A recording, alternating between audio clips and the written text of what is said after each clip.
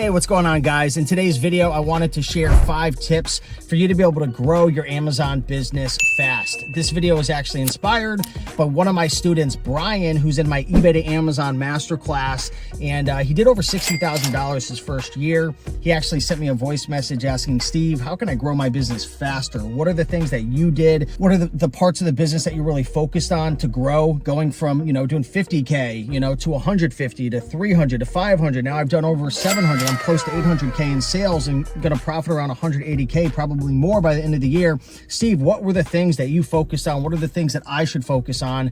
And that's what I wanted to break down in this video. So let's get into the first tip. You got to spend more money. One of the things that I realized early on was if I wanted to grow my sales from 50K to 100 to 200 to 300 to 400, I had to match my spend. I had to increase my spend. Now, it's not all about spending money, right? You need to make sure that your ROI and your profit is in line, and we're going to talk more about that. But you're not going to go from doing $3,000 a month to $10,000 a month not spending more money, especially if you're doing eBay to Amazon. So I would highly focus on making sure your profit margins are strong. If you can, Brian, reinvesting your profits back into the business. So what I mean is any of the profit you make on top of your investment, don't take it and pay your bills. If you can, put it back into the business. So instead of spending $1,000 a month, you could spend $2,000, and then you have to build it 3, 4, 5. And I've built it up to, spending sometimes upwards to $30,000 per month, but you got to spend more money. Again, I know it's easier said than done. Some folks, they build another income stream. They get a job. They stop spending money on stupid things. They save money so they can invest it in the business. You're sacrificing in the short term to succeed in the long term. So that's tip number 1. You've got to invest more money. Tip number 2, one of the things that really helped me out in my business to scale up to where I am now is I stopped focusing on lower ticket products like DVDs that would sell for $30 or $25. And now I'm focusing on items that are selling for over $100. My average selling price for the year of 2024 is over $100. And one of the things I like about increasing my ASP and focusing on higher ticket items is I can make just as much money. Like, consider I'm spending the same amount of money and same ROI and profit, but if I only source half the amount, I'm literally making the same amount of money doing less work. Now, it's obviously a skill to build a replens list and to learn about all the different products that you can source that are higher ticket, but that's been a big game changer for me. So I use a tool that I created called Replen Catcher. And if you've never heard of it, you can check it out down below. I'll put a link, replencatcher.com. And essentially what my team and I have done is we developed a software tool that allows us to upload all the items that we've sold or all the products we've researched that are high ticket, selling for $80, $100, $200. And we upload it to Replen Catcher, and then Replen Catcher will monitor those specific items 24/7 all day long. It's super powerful. So I would definitely recommend checking that out. But not only spending more money, but increasing your average selling price. Because if you do that, you can literally do less work and make just as much money. Now, obviously, you want to focus on spending more money over time, but I would really warn sellers against getting stuck in the low ASP trap, because you end up creating a lot of work having to receive all the items, inspect all the items, list all the items, ship all the items. There's more high pricing errors. There's more repricing on the back end. There's more challenges when you have a large inventory. And keep in mind, it's not about having a huge inventory. I'm doing over, $750,000 a year, and my inventory is around 500. I have a good friend, Josiah. He does around the same numbers as me. He has 150 items in stock. So you don't need thousands and thousands of SKUs to build a big business. It's the quality, it's not the quantity. Number 3, this is really big right here.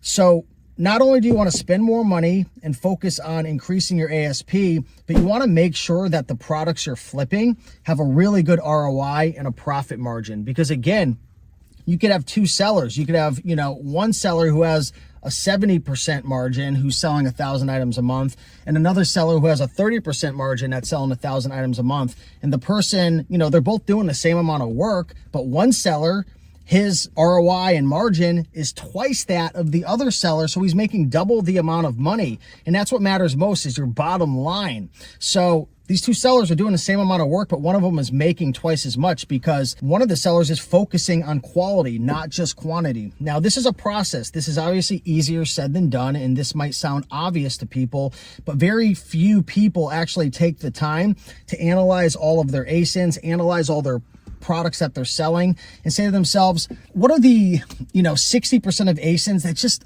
they don't make that much money. The ASP is low. The profit margin's not that great. The ROI is subpar. And try to really hone in on the products that are really selling for a strong ROI.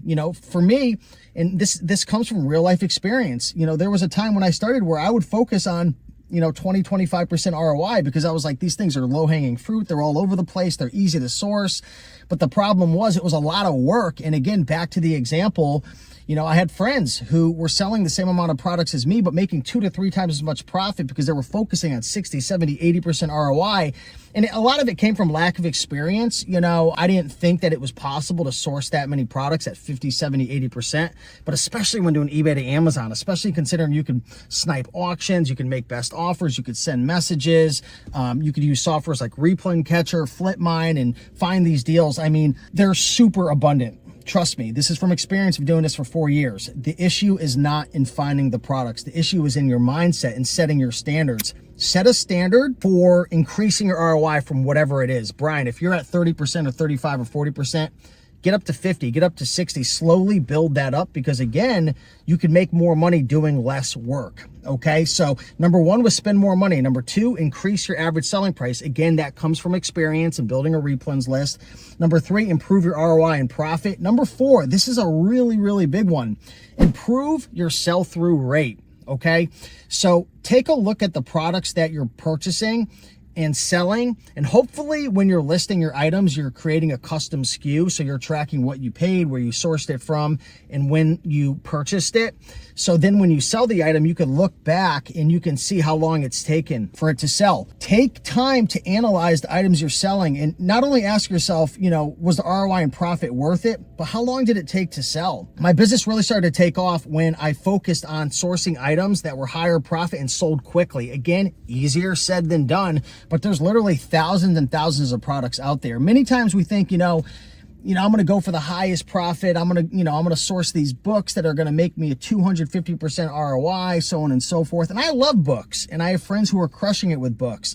But the problem I had seen scaling my business with books, and again, there's different models, so what I'm doing isn't right and what I'm going to share right now isn't wrong, but I found that certain products like books and even DVDs that were over like 150,000 rank, I could source these things for 150, 200% ROI, but then it would take, 6 months, 7 months, 8 months, 9 months for it to sell. And while it felt amazing when it sold and it was a great ROI, I ran into what's known as cash flow issues. So if your items take too long to sell, you're not going to have the capital to keep reinvesting in the business. And that's the key to this game. It's a capital intense game. The more you could spend, the faster you could turn over your inventory and take your profit out and either use it or reinvest it in the business to scale how much you're spending, the more money you're going to make. So we all have to focus on improving our sell-through rate, making sure our items sell quickly. For me and my business, my inventory turns over about once a month. Matter of fact, my sell-through rate is over 100%. It means I'm purchasing more than I actually have in stock because I'm always purchasing on the back end. So if you use GoToLister, you can actually go into the app and it'll show you your sell-through rate. My sell-through rate right now is like 107% because I've been buying a lot and I've been selling more than, actually I've been buying more than what's in my inventory. So again, I only have about 520 items or something in my inventory. In the last 30 days, I've sold, a lot more than that. I've sold about $70,000, and I don't know the exact amount of items, probably like over 600. So my sell-through rate is literally over 100%. When I see a lot of people who are struggling to scale, I notice their sell-through rate is a lot lower. It could be like 10% or 12 or 15% or 20, or eBay to Amazon flippers, they're around like 40, 50. You want to focus on increasing the sell-through rate. How do you do that? You check out the products, you go through your inventory, you see what's selling, what's not selling, you reprice regularly, you create a aggressive repricing plan. So I have a video on YouTube, just type in Rake and Profit, Be Cool, repricing. I share my 90-day strategy for how I reprice. I'm very aggressive. I want to get my stuff moving. But again, it depends on your type of business model, your margins, your ROI, but improving sell-through rates. And then number 5, this is a big one. A lot of people don't talk about it. You need to take time to analyze the items that are being returned or refunded. You don't want to get stuck in the trap of consistently buying items where you have a high refund rate. And I'll give you an example. I stopped selling Netgear routers and modems because I analyze the numbers. And again, I do this quarterly. I go through and I really dive deep. Like I'm always looking, but like every quarter I really, I'll spend a day and really dive into my inventory and dive into the products and the categories. And there's a whole system that I go through. And I realized, holy crap, these freaking Netgear routers and modems are getting returned all the time. And I focus on buying new. So I like new condition because it sells faster. It's easier to prep. There's less returns. And I mean, I don't remember the exact number, but it was really high. Like my average refund rate right now on like electronics and tools is like 7-8%. DVDs, it's like 4%. Books are like 2%. This was like, it was like 15% or something ridiculous. And I stopped selling it and it improved my return and refund rate. And the thing that kind of sucks about selling on Amazon, especially if you're selling new, is customers can literally open up the packages, like use it and return it back to you. And that item's literally worthless. It happened the other day with a Sony vintage CD player. I bought it for like $150, sold it for $300.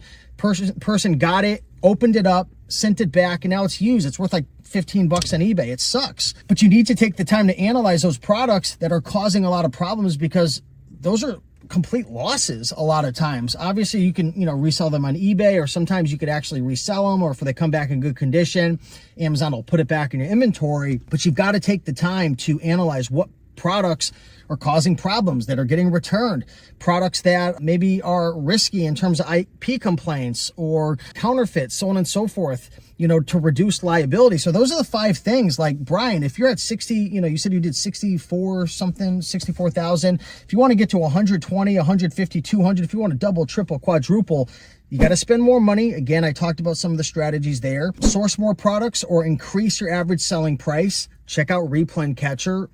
Really focus on replenishable items. I didn't talk about this too much, but stop experimenting as much with new products and find the bread and butter products that you're crushing it with and double down on them.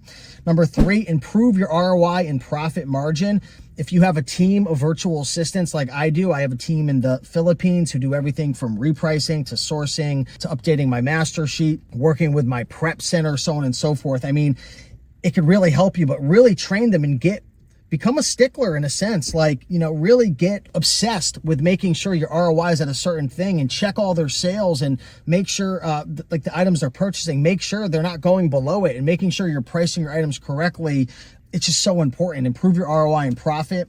Improve your sell-through rate. Again, take the time to focus on the products that are selling quickly. Double down on them. The items that are really slow and the ROIs aren't working out and they're just sitting and holding up your cash, because again, your cash is like, it's like a little soldier that's going out there and fighting for you and bringing back profits. If that soldier's sitting around doing nothing for 5 or 6 months and maybe it never sells, or it sells for a lower ROI or profit, you just killed a really good opportunity to use that capital and deploy it to make more money. That's the name of the game. And then number 5, reduce your refund rate. Take time to assess what products are problematic, which ones are getting returned all the time.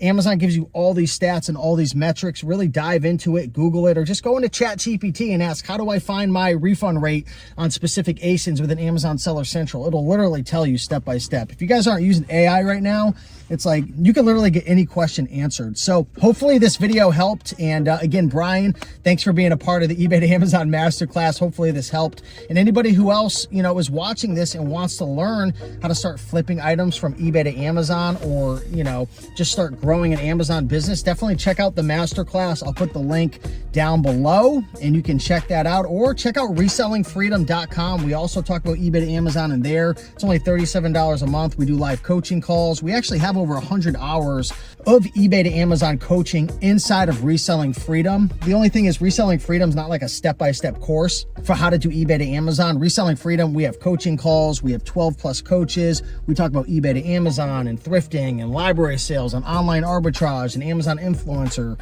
So, you know, that's more of a membership where we have coaching calls live where you can join and ask questions and get coaching, you know, 4 to 6 times a week for like $1.25 a day pretty much.